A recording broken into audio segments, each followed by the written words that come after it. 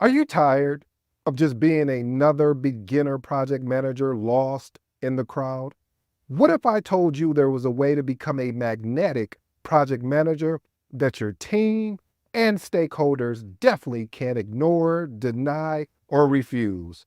And how would it feel to have your team look up to you, trust you, and as you perform at your best with regard to exceptional leadership? Now, you're going to want to stick around for today's episode because I'm going to reveal some secrets to becoming a magnetic project manager that they have to listen to, that they have to understand from, you get where I'm going. Today's episode should be impactful, family. I'm going to jump right into it. If you haven't, some of these things may or may not know. I'm just playing. You can check this out in the book here, The Magnetic Project Manager. I will leave a link below so you can find out more. I'm going to touch on some. These are some of the things I've just thought of along my journey that I'm going to create version 2 of this book. So you're definitely going to want to check that out. But you really want to pick up version 1 because it's going to be worth your time. But check this out. I got a quote here, family. When people go looking for excuses and reasons, you go looking for results and outcome. Edward Coe Jr. Yes, I had to put that there, family, because a lot of times we can find ourselves getting caught up in the excuses. We can find ourselves getting caught up in what people are saying externally to us that pours inside of us internally, and then we get lost. We get lost because we believe we can't do it. So that's why we're going to jump in right into point number 1. Point number 1 is challenge your limited beliefs. Watch this, family. Sometimes we'll like to put a period instead of putting a comma of the things that we can achieve. Okay, ED, you like, oh, now you're trying to get super smart on us and everything. No, family, if you ever paid attention, have you ever looked at grammar? Anytime you put a period behind a sentence, that means that sentence is over. We are starting a new period. But when we put a comma just basically says, yes, that may be over behind us, but there is more to come. Oh, I like that, family, because we have to challenge our limited beliefs as project managers. There's going to be a lot of times where you're going to be tasked with a project and you're going to believe I can't do it, especially my newbies, because this is for you today. You're going to be tasked with a project one day because maybe you made the transition from project coordinator to project manager. And now as the project manager, before you were in the passenger seat and now you are actually driving the vehicle and you're like, I don't know what I need to do, but you need to trust yourself, family. You need to trust yourself because you're watching and listening to episodes like this. You need to trust yourself because there's material out there like this book here, The Magnetic Project Manager. There is things out there that if you take the time to really invest and really trust yourself and then enjoy the opportunity of breaking these limited beliefs of what people said outside of you. Now, I'm going to touch on all of this, family, and this is going to be different. I promise you today's episode is definitely different than whatever you ever heard out there about, hey, as a beginner project manager, I'm not going to go into all that because today I need to challenge your mindset as well as your belief set, if that makes any sense to you. Let's move on to point number 2. Improve your facilitation skills. This is a skill set that you definitely want to improve on. This is not something that happens overnight. This is one of the things when you are a good facilitator, when you are in meetings and when people are trying to overtalk each other, you can have the ability to go, let me put this person on mute, or let me put this person on mute, and really finding different ways. I always said that I think I'm going to do the 6 thinking hats. Really want to do a full visual of that because it's been a while since I've even tapped into it. But using a technique like the 6 thinking hats method to facilitate a more productive brainstorming session, or just basically when you're in a meeting, leading a meeting, you want to make sure those individuals that may not feel, it's not that let's just call it what it is. They're shy, what they call technically an introvert. But if you get them talking, if you start asking them probing questions, and these are techniques that I learned along the way, you can't assume that just because no one is speaking up or talking, that they don't have anything to add. I've had it where people would actually ping me in chat or a Slack and say, hey, this is what I was thinking. So, okay, this is what we're going to do. When we're in a meeting, those like myself that are very talkative, I let them talk. And then I go to the individuals and a lot of times, family, I'll flip flop that. Like if I know someone on the team is very like shy and introverted, I'll ask them, and you will be amazed some of the brainstorming or when you're leading a meeting on a project, the input that they have to the project. So you have to, that's why it's important, again, building these relationships with your project team, as well as building relationships with stakeholders. Let's move on to point number 3. Don't go into this alone. Again, don't go into this alone. Family, a lot of times people don't want to pay for mentoring and coach. They're like, why would I invest $200 or $300 or $100 or whatever the number is that coach or mentor is showing you? And what you don't realize is that mentor and that coach is really showing you the shortcut.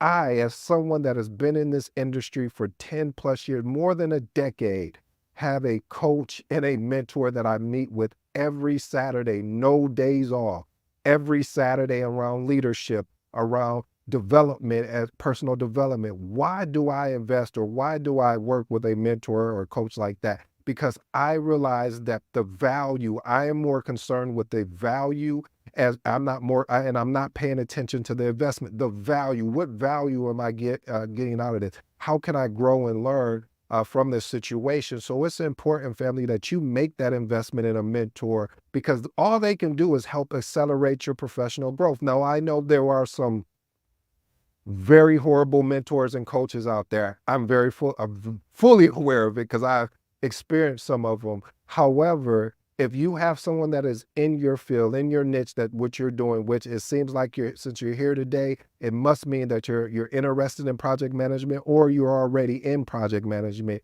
You need to work with someone that is already doing something or going somewhere that you would like to go because they've been there. If they have more than a decade of experience, then that lets you know they may not know everything, but they know more than you, as Kobe would say. Let's move on to point number 4. Develop meeting recap writing strategies. Again, like I said, family, I was going to talk about the mindset a lot here, but I'm also going to talk about some soft skills. You won't hear this a lot. People won't tell because they'll tell you you need to have strong writing skills. I don't know. Yes, but maybe I don't know. I don't really agree with that. I think you have to have a writing skill set in which where you can take a bunch of information and categorize it in a way that is readable to the end user and making sure that you get the most necessary points in there. And this is teachable. This is a teachable skill. This is not like you writing a paper in college or writing a long form email. No, you need to figure out where, just imagine if someone gave you some information, which way it would be easier if I put it in more of a paragraph format or a bullet point format. Leave your comment. I would love to see what you think about that. But again, having the ability to really develop your writing skills. And again, this takes practice. And I hear AI in my ear, Allen Iverson said, we talking about practice? Yes, AI, we are talking about practice. But developing the ability to really document and write a clear, concise sentence is going to be key. But when I say clear, concise, I mean being able to take information and bullet point it, being able to put the information on a PowerPoint slide and deliver that information. Let's move on to point number 5.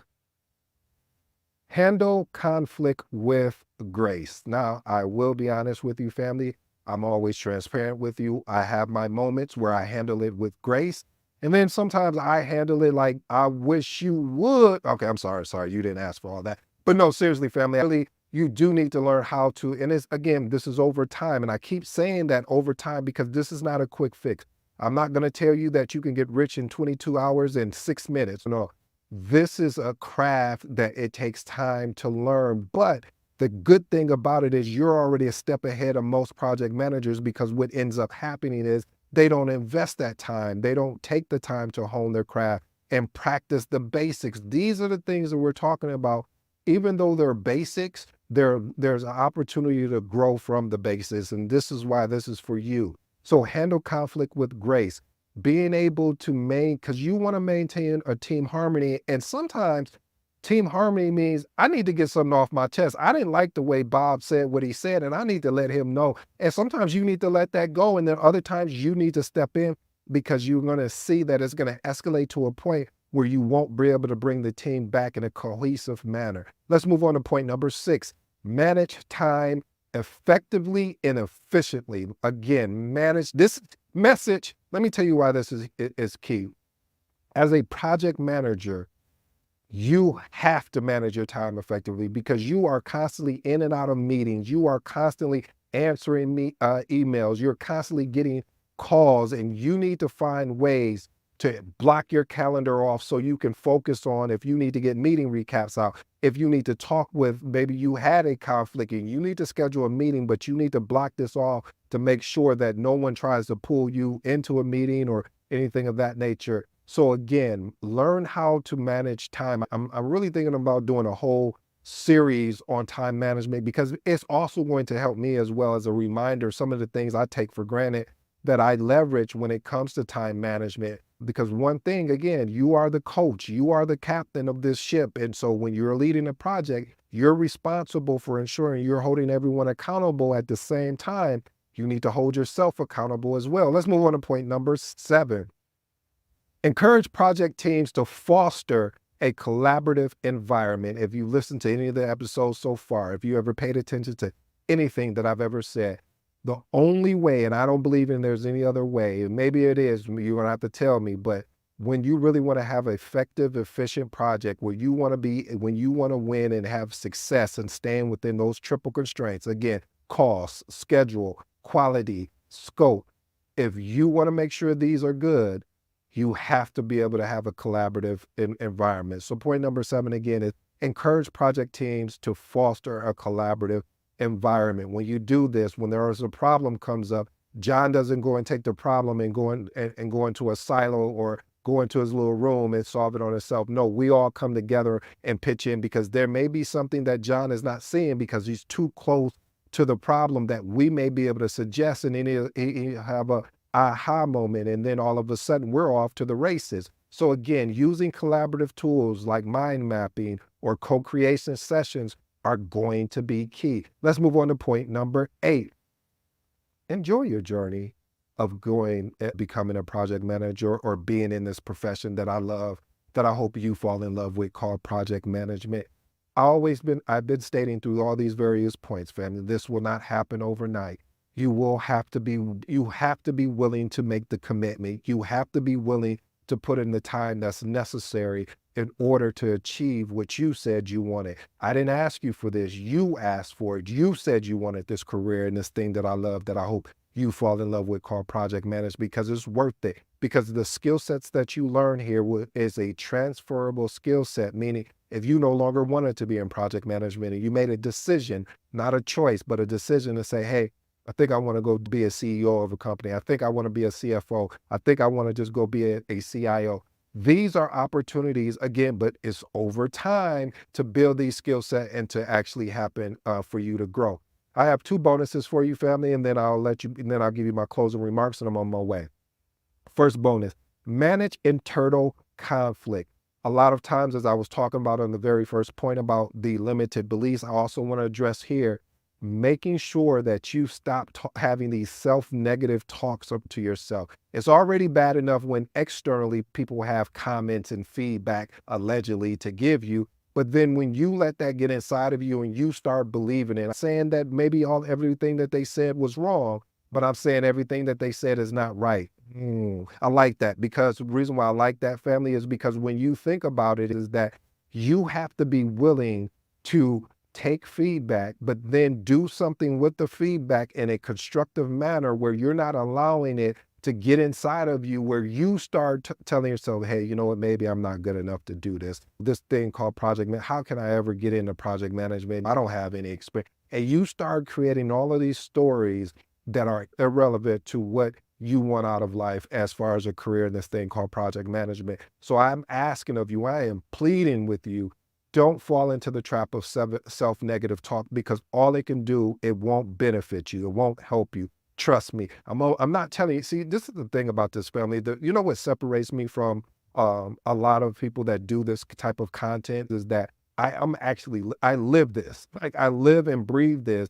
And because I live and breathe this, there's things that I wish somebody would have talked about the mindset of project management. I wish someone would have talked more in detail about the skill set about project management. And I'm doing that for you because when you have the mindset, when you walk in there being confident that I can lead this project, and you may be scared, you may be nervous, you may be fearful, but on the exterior, they're like, oh, he's he or she is very confident. Hey, we want to follow you. And that's what you need. You may need to start off afraid, but eventually you're gonna learn so much that over time you're gonna look back at your old self and say, why I'm glad I didn't allow that self-negative talk to get inside me, and that I trusted the journey so much that I didn't fall short. And then when I did fall short, I was willing to pick myself up and learn again. Let's move on to the last and final bonus, and that is implement a effective knowledge management.